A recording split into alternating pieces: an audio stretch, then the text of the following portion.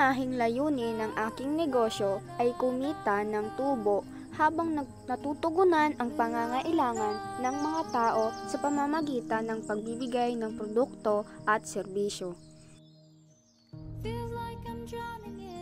Inihahanda namin ang aming mga produkto sa pamamagitan ng maingat na pagpili ng dekalidad na ingredients at supply.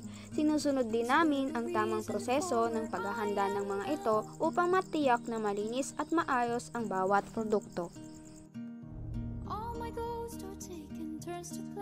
Ang pinakamalaking hamon sa amin ay ang patuloy na pagbabago ng presyo ng mga supply at ang kompetisyon sa merkado.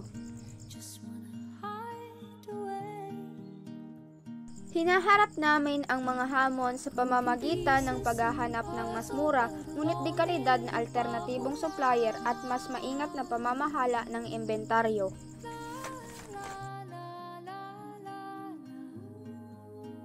Para mas makilala ang aming negosyo, gumagamit kami ng social media marketing sa Facebook upang maipakilala ang aming mga produkto.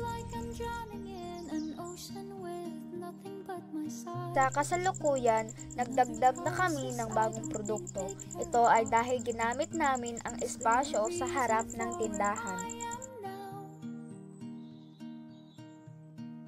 Nakakatulong ito sa pamamagitan ng nakapagbibigay kami ng trabaho at pagpili ng mga supply sa lokal na supplier.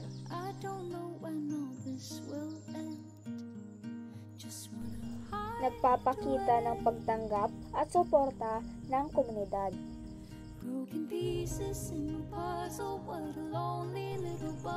Ito ay ang kahalagahan ng tiyaga at pagiging handa sa pagbabago.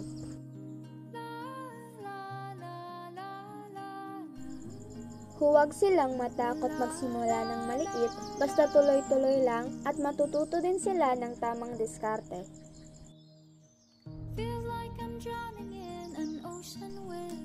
Ito ay dahil sa pagdami ng aming mga customers at regular na pagbalik ng mga suki.